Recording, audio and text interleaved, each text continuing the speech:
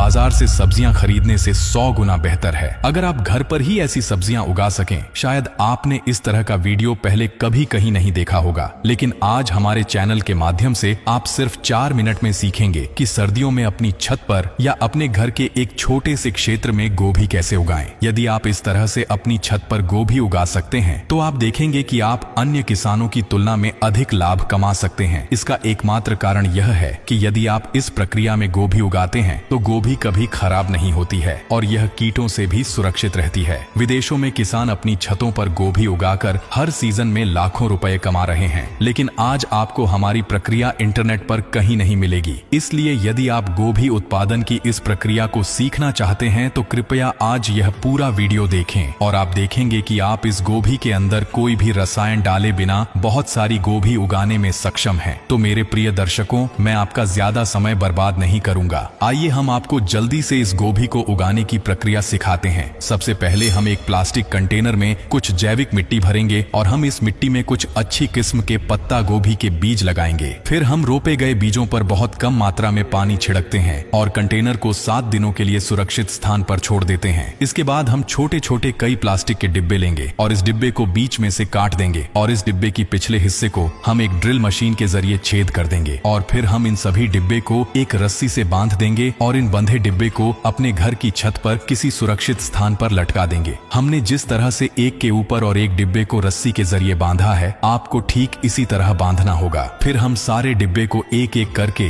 जैविक मिट्टी से भर देंगे। इसके बाद हमें छोटे छोटे पौधे लाने होंगे जिन्हें हमने पहले एक गमले में 7 दिनों के लिए अंकुरित होने के लिए रखा था। हम बहुत धैर्य पूर्वक प्रत्येक छोटे पौधे को एक एक करके उठाते हैं और ध्यान से उन्हें बड़े कंटेनर में स्थानांतरित करते हैं। यह पौधा अभी बहुत छोटे और मासूम है, इसलिए आपको बहुत ध्यान पूर्वक इसे उठाना होगा। फिर हम प्रत्येक कंटेनर में बहुत कम मात्रा में पानी डालेंगे और इसे 10 दिनों के लिए ऐसे ही छोड़ देंगे। 10 दिनों के बाद आप देखेंगे कि हमारे छोटे छोटे पौधे पहले से काफी बड़े हो गए हैं। अब हम रोजाना सुबह इन पौधों के पास जाएंगे ताकि ये खराब ना हो और मैं फिर से इन पौधों को 25 दिनों तक यहीं रखूंगा। इन 25 दिनों के दौरान आप इन पौधों को पानी की एक बूंद भी नहीं देंगे। अगर आप इस 25 दिनों के दौरान इन पौधों में पानी देंगे तो यह पौधा सड़ जाएगा। 25 दिन बाद जब आप इन पौधों को देखेंगे तो पाएंगे कि ये पौधे पहले से काफी बड़े हो गए हैं। अब हम इन गोभी के पौधों को फिर से 75 दिनों के लिए ऐसे ही छोड़ देंगे। इन 75 दिनों में आपको सुबह के समय बहुत कम मात्रा में पानी का छिड़काव करना होगा, लेकिन याद रखें कि आप यहाँ किसी भी प्रकार के कीटनाशकों का उपयोग नहीं कर सकते हैं क्योंकि यह पौधा पूरी तरह से कीट मुक्त है। यदि आप इस पर कीटनाशकों का छिड़काव करेंगे तो यह पौधा कभी विकसित नहीं होगा।